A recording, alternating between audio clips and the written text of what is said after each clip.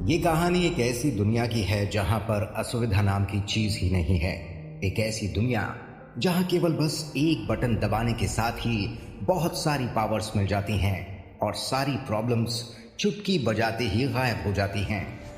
लेकिन मनुष्य वो जीव है जो सुख के वटवृक्ष के तले दुख की छांव ढूंढ ही लेता है। मेरठ के एक मिडिल क्लास परिवार से शुरू हुई ये कहानी एक पढ़ाकू लड़के अथर्व की है। बचपन से ही पढ़ाई में काफी होशियार और समझदार लड़का था अथर्व, लेकिन वो हमेशा सबसे अलग रहता। उसे ना अपने परिवार का माहौल अच्छा लगता था, ना ही मेरठ शहर का। उसके घर पर आए दिन झगड़े होते रहते थे। इसी से परेशान होकर वो अपना ज्यादातर वक्त कॉलेज की लाइब्रेरी में निकाल दिया करता था। Fictional books, fantasy world, super heroes, यही उसकी दुनिया थी। और अक्सर वो भगवान से मांगा करता था कि काश एक दिन इन नॉवेल्स में जो जो लिखा है वो सब सच हो जाए। पर कहीं ना कहीं वो ये भी मानता था कि इन फिजूल की फरियादों को सुनने के लिए भगवान के पास कहाँ टाइम था। लेकिन अथर्व को क्या पता था कि इस बार भगवान ने उसकी सुन ली है। अपने जीवन की मुश्किलों से परेशान अथर्व ने मानो आज हार मान ली थी। छत की ऊंचाई से जमीन पर चल रहे लोगों की भीड़ कीड़े मकोड़ों सी लग रही थी। एक दृढ़ निश्चय के साथ अथर्व ने गहरी सांस ली और दूसरे ही पल उसने छलांग लगा दी।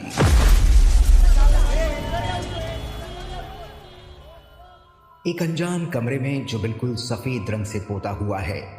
इस कमरे में एक भी खिड़की नहीं है। एक लोहे का बिस्तर जिसका शेप एक अंडे की तरह का है और पास में रखी एक अलमारी और एक परिवार की फोटो जो दीवार पर कील के सहारे न टांग कर दीवार पर चिपकाई गई है। धीरे धीरे इस अंडे के आकार वाले बिस्तर पर बेहोश लेटे अथर्व की नींद खुलती है। उसे अपने शरीर में बहुत दर्द महसूस हो रहा था, इसलिए वो करहाते हुए अपनी आंखें खोलता है। जैसे ही अपने आसपास देखता है तो उसे सब कुछ नया नया दिखाई देता है, क्योंकि उसने अपनी लाइफ में ये कमरा पहले कभी नहीं देखा था। अपने आप को अनजान कमरे में किसी और के बिस्तर में पाकर अथर्व पूरी तरह से शॉक हो जाता है। उसके मन में कई सवाल उठने लगते हैं। अथर्व मन ही मन सोचता है, ये कैसी जगह है? मैं यहां कैसे पहुंच गया? ये किसका घर है? यही सोचते सोचते अथर्व जोर से चिल्लाने लगता है, कोई है? मुझे यहां कौन लेकर आया है? देखो, मुझे जाने दो, मेरे पास कुछ नहीं है। मुझे यहां रखकर तुम्हें कुछ नहीं मिलेगा। खुद को अनजान कमरे में पाकर अथर्व बहुत बेचैन हो जाता है। कुछ पल के लिए तो वो इतना घबरा जाता है कि उसे लगता है कि किसी ने उसे किडनैप कर लिया है। पर इतनी आवाजें देने के बाद जब कोई जवाब नहीं आता तो उसके पास शांत होने के अलावा और कोई चारा नहीं बचता।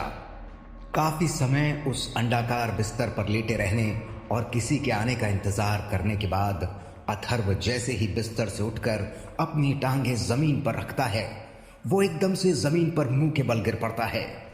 अथर्व इतना कमजोर फील कर रहा था कि उसके मुंह से दर्द की चीख भी नहीं निकल पाई। हिम्मत बांधकर अथर्व तेज तेज सांस लेने लगता है और जैसे तैसे बेड के किनारों का सहारा लेकर बैठ जाता है और फिर रेंगते हुए सामने रखी अलमारी तक पहुंचता है और अलमारी के सहारे खड़ा हो जाता है। अलमारी के मिरर में अथर्व जैसे ही खुद का चेहरा देखता है तो मानो उसके पैरों तले जमीन सरक गई हो। अचंभे के मारे उसकी आंखें फटी की फटी रह जाती हैं। लड़खड़ाती हुई आवाज में कहता है, ये कौन है? ये मैं नहीं हूं। ये मेरा फेस नहीं है। मेरे फेस को क्या हुआ? नहीं, ये मैं नहीं हो सकता। फिर कुछ सोचते हुए मन ही मन फिर से सोचता है, कहीं मेरी प्लास्टिक सर्जरी तो नहीं हुई?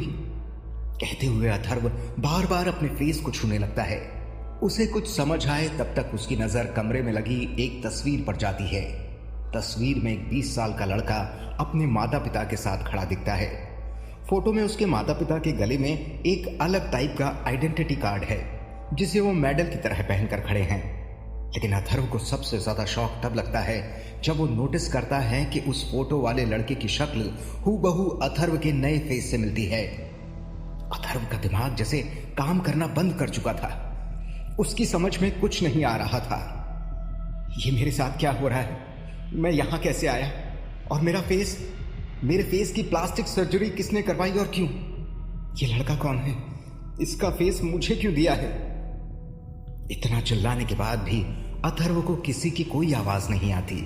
थक हार कर अथर्व वहीं अलमारी का टेका लगाकर जमीन पर बैठ जाता है। कुछ देर यूं ही परेशान बैठे रहने के बाद उसके मन में एक और बात आती है। अगर मेरा फेस इससे मिलता है तो ये लड़का कहाँ है? क्या ये मर? और अथर्व एकदम से चुप हो जाता है। फिर उसे ख्याल आता है, लेकिन मैं यहां कैसे आया? मैं तो सुसाइड करने वाला था।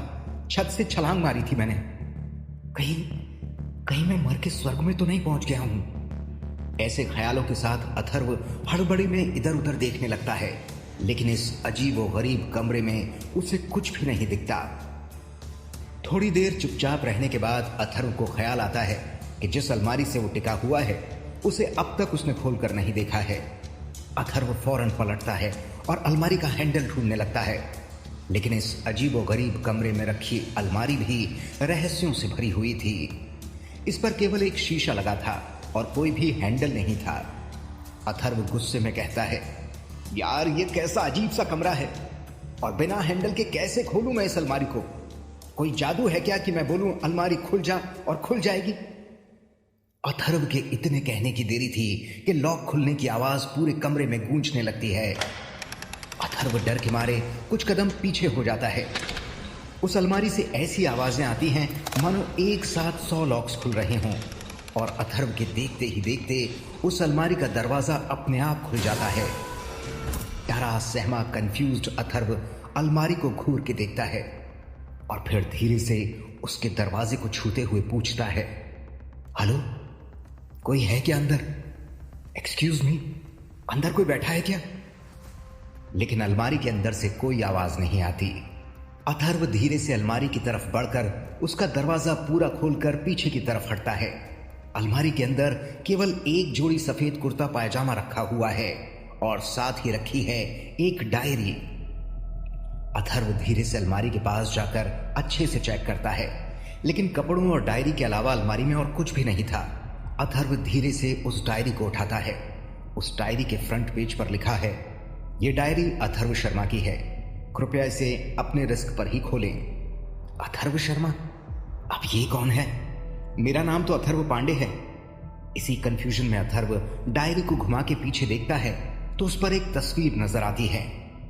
ये तो उसी लड़के की है जिसका फेस मुझे मिला हुआ है, लेकिन इसकी डायरी यहां क्या कर रही है? अब ये डायरी नॉर्मली खुल जाएगी कि इसे भी बोलकर खोलना पड़ेगा अलमारी की तरह? फिर अथर्व डायरी को अपने मुंह के पास लाकर धीरे से कहता है, डायरी खुल जा। लेकिन कुछ नहीं होता। अजीब जगह है यार, डायरी खोल के तो देखूं क्या लिखा है इसमें। अथर्व जैसे ही डायरी खोलता है तो बहुत तेज रोशनी पूरे कमरे में बिखर जाती है। उसी के साथ एक तेज गोल्डन किरण निकलती है जो सीधे अथर्व के दिमाग में घुस जाती है। अथर्व बिल्कुल सुन्न हो जाता है। उसे समझ नहीं आता अभी अभी उसके साथ क्या हुआ है। कुछ देर बाद अथर्व अपने अंदर कुछ अलग सा महसूस करने लगता है। अभी अभी डायरी से निकली रोशनी से अथर्व की समझ में सब कुछ आ गया, जैसे वो डायरी कोई जादुई यंत्र थी। अथर्व के मन में जो जो सवाल थे उन सब के जवाब अथर्व को मिल चुके थे। वो यहां कैसे आया, उसकी शक्ल कैसे बदल गई, सब कुछ अब अथर्व के दिमाग में बस चुका था। अथर्व शर्मा जिसकी ये डायरी थी वो मर चुका था। जब अथर्व पांडे ने खुदकुशी करने के लिए छत से कूदकर आत्महत्या की थी तो उसकी बॉडी तो वहीं मर गई, लेकिन उसकी आत्मा एक नई दुनिया में आ गई थी। उस आत्मा ने अथर्व शर्मा की बॉडी में अपनी जगह बना ली थी। अथर्व पांडे को डायरी की मदद से अथर्व शर्मा के जन्म से लेकर मरने तक सब कुछ पता चल जाता है, लेकिन अथर्व पांडे को अपनी पिछली दुनिया की कोई खबर नहीं थी। वो नहीं जानता था कि उसकी माँ और बहन किस हाल में है। इस बात से अथर्व शर्मा कुछ उदास जरूर था, लेकिन उसे इस बात की एक्साइटमेंट भी थी कि वो एक नई रोमांच भरी जादुई दुनिया में आ चुका था। अथर्व अपनी सोच में डूबा मन ही मन खुश हो रहा था कि उसे बहुत जोर से नॉक की आवाज आती है। 1 मिनट के लिए तो अथर्व डर ही जाता है, लेकिन तभी एक गुस्से से भरी आवाज पूरे कमरे में गूंज उठती है, दरवाजा खोल, वरना मैं दरवाजा तोड़ के अंदर आ जाऊंगा। अरे कान में रूई ठूस कर बैठा है क्या? मक्कार कहीं के, दरवाजा खोल। और फिर दरवाजे पर इतनी जोरों से पीटने की लगातार आवाज आती है कि लगता है दरवाजा टूट ही जाएगा। अथर्व कुछ डर से और कुछ कंफ्यूजन से उठकर खड़ा हो जाता है। ताज्जुब की बात यह थी कि अब अथर्व को ना कोई कमजोरी महसूस हो रही थी और ना ही कोई थकान। अथर्व इधर उधर कमरे के चारों तरफ देखता है, लेकिन दरवाजा कहीं नहीं दिखता। तो वो मन ही मन सोचता है, लगता है अलमारी की तरह ये इनविजिबल दरवाजा भी बोलने से खुल जाएगा।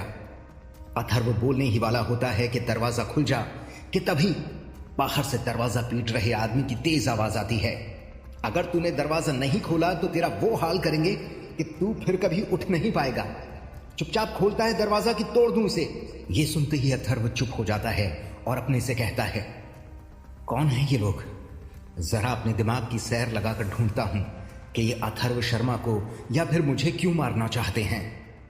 अथर्व आंखें बंद करके सोचने लगता है और तभी उसे कुछ दृश्य दिखते हैं। वो देखता है कि कुछ लोग हाथ में तलवार लिए अथर्व शर्मा के पीछे पीछे दौड़ते हुए उसे जान से मारने की धमकी दे रहे थे। अथर्व पांडे को उन गुंडों की शक्ल तो नहीं दिखती, लेकिन उनमें से एक के हाथ में उसे एक निशान दिखता है। अथर्व पांडे इतना डर जाता है कि उसके मुंह से कोई आवाज ही नहीं निकलती। एक बुरे ट्रॉमा की तरह वो सीन अथर्व को जकड़ लेता है। अथर्व बहुत हिम्मत करके खड़ा होता है और अपने डर पर काबू पाता है, लेकिन दोबारा वो अपनी पास्ट लाइफ के बारे में सोचने लगता है। दरवाजे की लगातार आवाज सुनने के बाद भी अथर्व को मानो उससे कोई फर्क ही नहीं पड़ता। वो अपनी दुनिया में खो जाता है और सोचने लगता है, मैं अकेला नहीं हूं जो इन जैसे गुंडों से परेशान है। इस दुनिया में मेरे जैसे और भी कई लोग हैं जो इन सब का शिकार हुए हैं।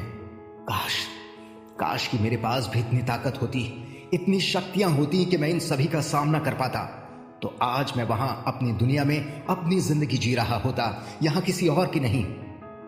उधर दरवाजे की नोक अब किसी तेज आवाज में बदल चुकी थी, मानो कोई हथौड़ा लेकर दरवाजा तोड़ रहा हो। अथर्व को अब ये आवाज बहुत चुभने लगी थी। वो मन ही मन कहता है, बहुत हो गया, आज तो मैं इसे नहीं छोड़ूंगा। भले ही फिर से मर जाऊं, लेकिन अब बस, बहुत जी लिया घुट घुट के कमजोर बन के, अब और नहीं। अथर्व गुस्से से एक तरफ दौड़ता है, तभी उसका पैर बिस्तर से टकराता है और अथर्व जमीन पर किसी बेजान लाश की तरह पसर जाता है। लेकिन जमीन पर गिरने की वजह से उस डायरी से एक तेज रोशनी निकलती है जो अथर्व को ताकत से भर देती है। उस रोशनी से अथर्व के शरीर पर लगे सारे घाव भर जाते हैं और अथर्व अचानक ही बहुत एनर्जेटिक महसूस करने लगता है। उसी वक्त डायरी से आवाज आती है, सुदर्शन अब ऑन है, अब आप शक्तियां प्राप्त कर सकते हैं।